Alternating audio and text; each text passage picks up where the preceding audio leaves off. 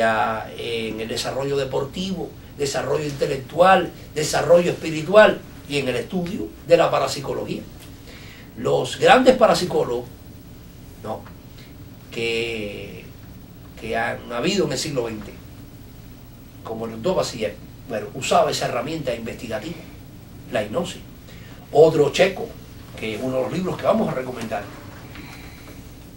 durante el curso.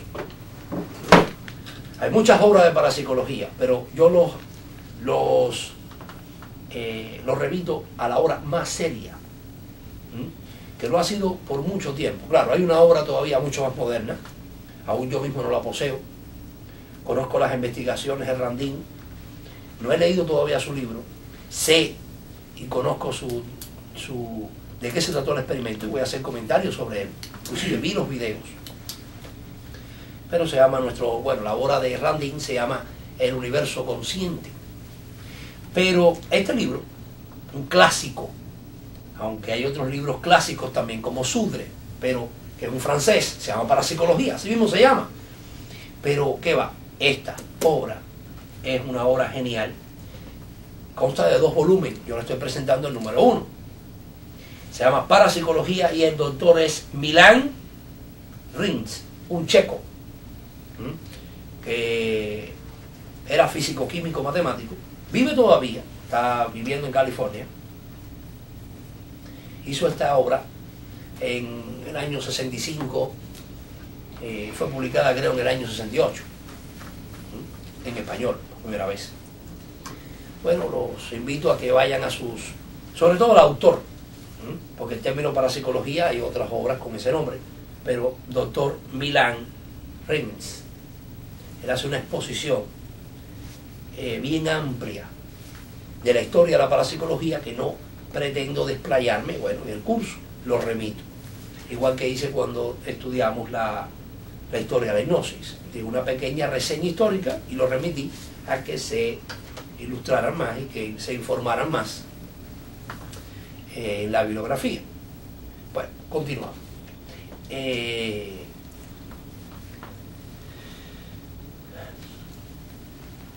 Basilev llevó a cabo transmisiones telepáticas exitosas aproximadamente a 1200 kilómetros de distancia de uno de otro.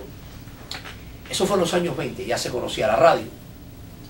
Algunos científicos rusos, soviéticos, trataron de justificar el fenómeno de la transmisión de pensamiento, basado en que ya se habían descubierto que el cerebro produce ondas eléctricas y que actuaría como una radio biológica. Basilev de entrada siempre rechazó esa teoría, porque él conocía mucho de electrónica y sabe que las frecuencias y las corrientes eléctricas en el cerebro son muy débiles. Usted, para transmitir a 1200 kilómetros, usted tiene que tener por lo menos 50.000 kilowatts, por ejemplo. 50.000 watts, 50 kilowatts de potencia. Algo que no va a producir el cerebro. Pero, para comprobarlo, porque así se hace en ciencia, bueno, sabemos en radio que las ondas hertzianas, que son las ondas de radio, lo atraviesan todo, pero no atraviesan al plomo. Imagínense que donde se ajustan las frecuencias eléctricas de un receptor de radio en una fábrica es dentro de algo que se llama una campana de plomo, para que las ondas hertzianas que están en el aire no perturben el ajuste. Puso uno de los sujetos dentro de una campana de plomo y el otro fuera de la campana, y la transmisión se llevó a cabo sin ningún problema. Otra de las características, quiere decir, concluyendo, la transmisión de pensamiento no es a través de la onda conocida llamada onda electromagnética. Para Basilev la telepatía se lleva a cabo a través de una energía desconocida que él bautizó como energía psi, que quiere decir energía psíquica, y que se trasladaba por un hipotético campo, ¿sí? Por ejemplo, las ondas electromagnéticas se mueven en el campo electromagnético, pero un campo eléctrico se mueve solamente en un campo electrostático, un campo eléctrico. Y el campo magnético se mueve en un campo magnético. La energía magnética se mueve en un campo magnético. Bueno, una de las características de las energías conocidas, todas, se debilitan con la distancia. La energía psíquica, la transmisión telepática ha demostrado que no se debilita con la distancia.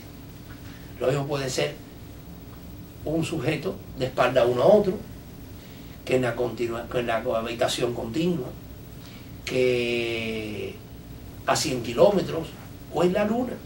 Quiero decirles que Armstrong, ya eso es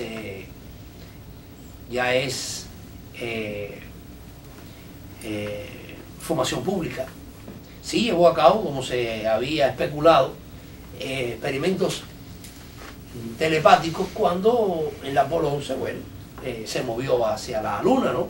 En lo que se llamó Proyecto Apolo. Como él no había pedido permiso, y bueno, les recuerdo que los astronautas en los Estados Unidos, ahora Sky Civiles, en la época del Proyecto Apolo, eran militares. No se permitía civiles. O sea, NASA es un proyecto militar, no era un proyecto militar.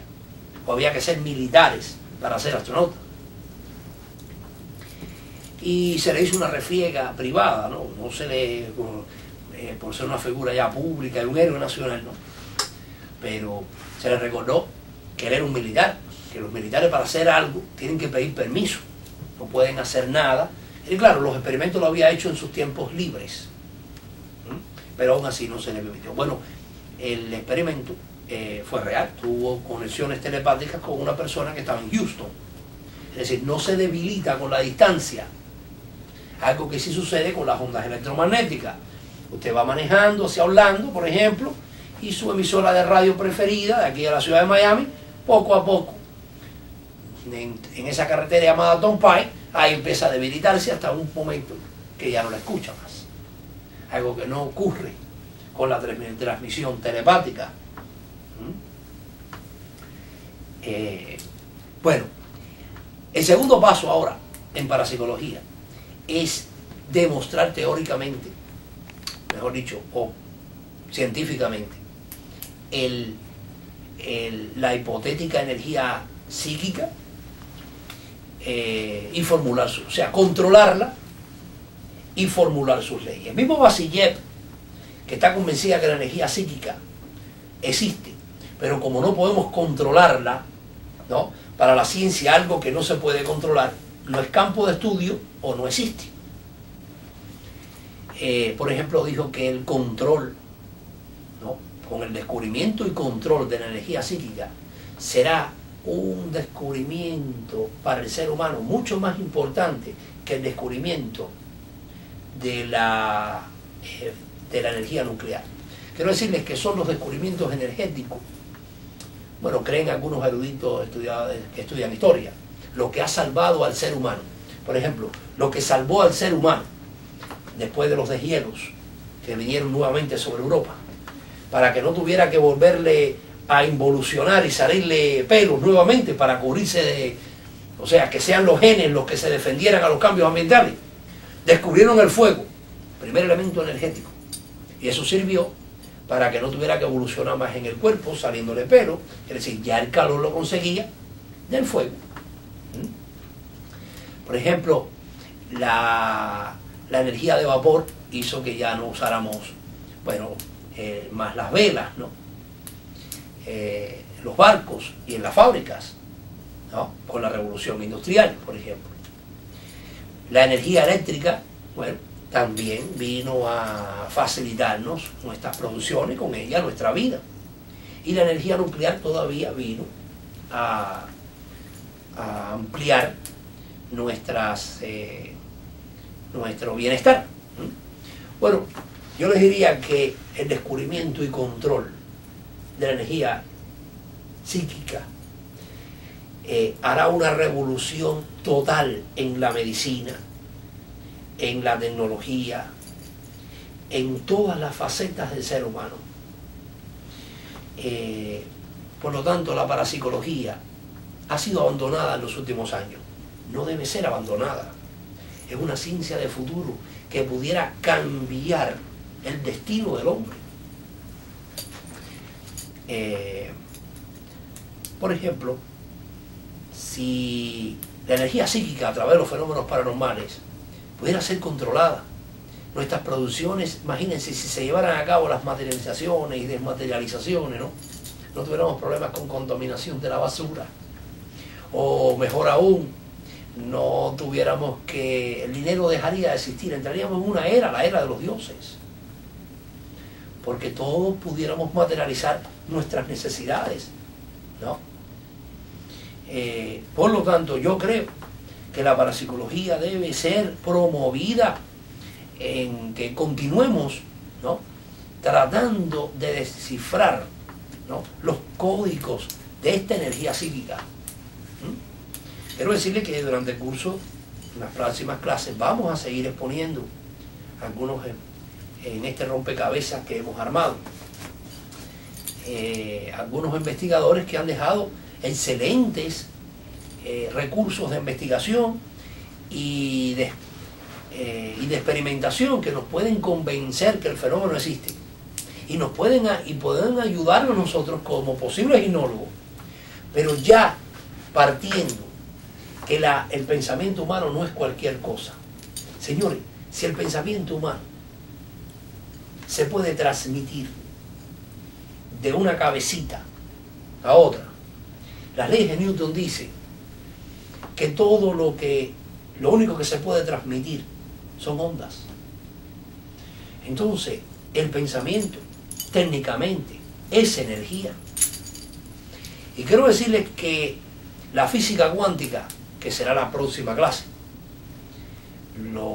y para poder explicar la naturaleza de este campo, esta internet mental que nos une a todos, que Jung llamó subconsciente colectivo, y que, bueno, otros investigadores han llamado con otros nombres, la mente universal, por ejemplo. Pero dentro del campo de la biología se le ha llamado campos morfogenéticos, donde no solamente el ser humano tiene acceso a esa internet mental, sino hasta los propios animales también, entre especies pueden comunicarse.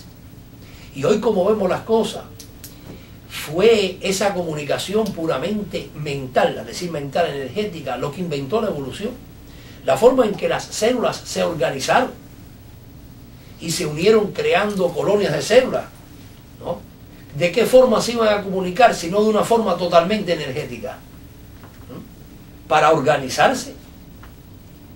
Quiere decir, hoy vemos que la telepatía, tal como lo vemos, forma parte de la explicación de la evolución de las especies. Y vamos a hacer algunas exposiciones de algunas especies animales, de casos interesantes de etología, que es la ciencia que estudia la conducta animal. O sea que el mismo Lawrence, el padre de la etología, de esa ciencia animal, deja ciertas incógnitas en cómo se comunican ciertas especies.